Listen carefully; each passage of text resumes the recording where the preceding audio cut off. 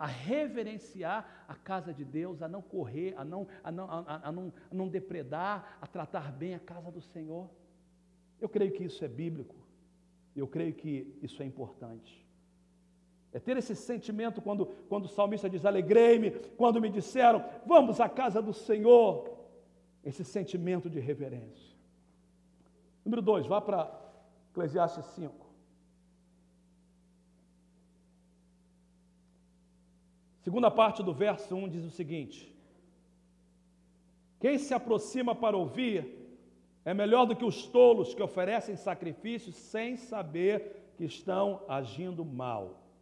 A segunda forma de nós expressarmos reverência é através de obediência. Ouvir é uma referência à obediência e à prática da palavra.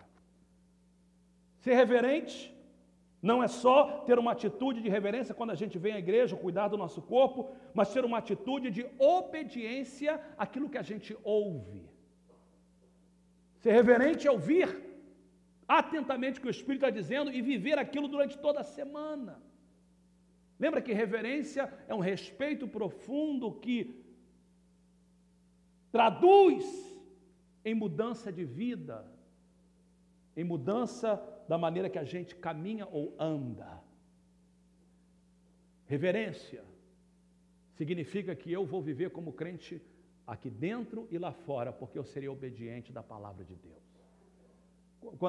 Quando José diz, eu temo ao Senhor, você vai ter propostas indecentes de pessoas que vão oferecer você coisas contrárias à palavra de Deus, e você diz, eu não posso fazer. Por quê? Eu temo ao Senhor. A vida de José é fabulosa, quando a mulher de Potifar quer se deitar com ele, e ele diz, eu não posso fazer isso, eu estaria pecando contra Deus. Esse sentimento de reverência na nossa atitude, no nosso dia a dia, obediência. Número 3, olha o verso 2. Não seja precipitado de lábios, nem apressado de coração. Isso significa, não seja impulsivo.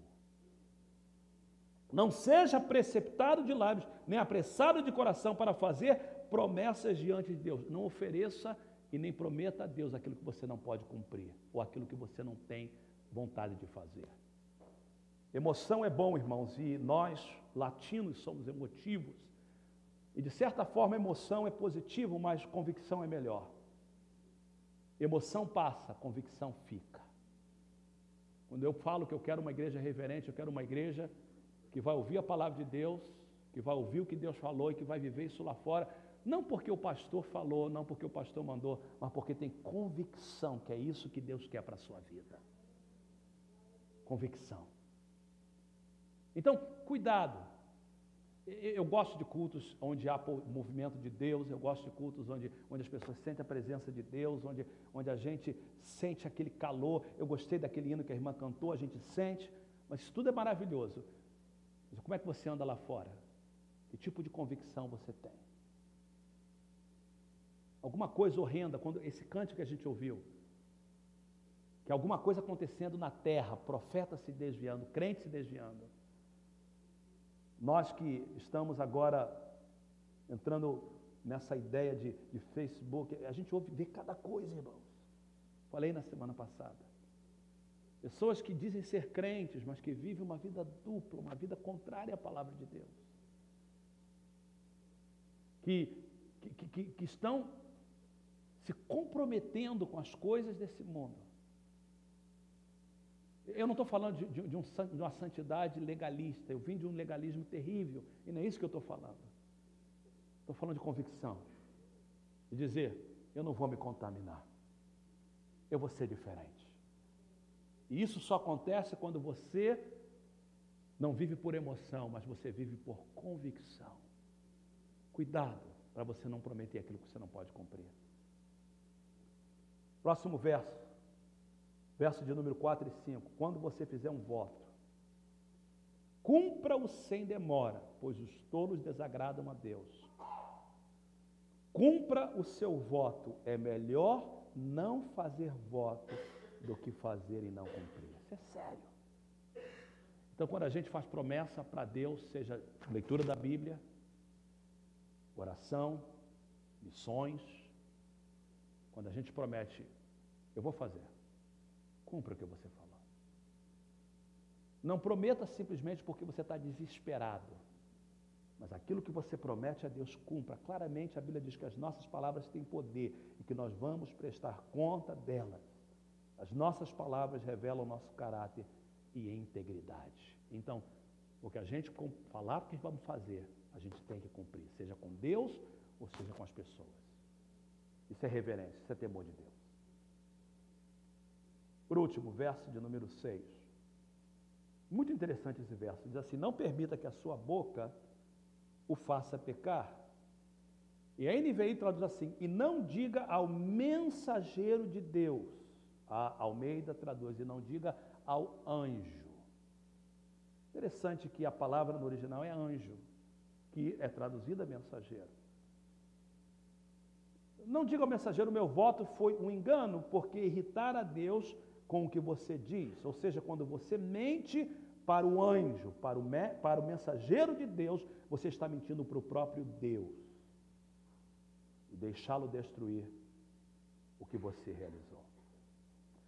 Deixa um marcador em Eclesiastes e, por favor, vá comigo numa passagem em Hebreus, todos juntos, por favor. Hebreus capítulo 13.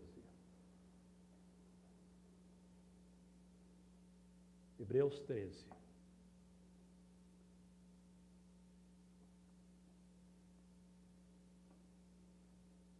As páginas da Bíblia sendo manuseada é bonita, né?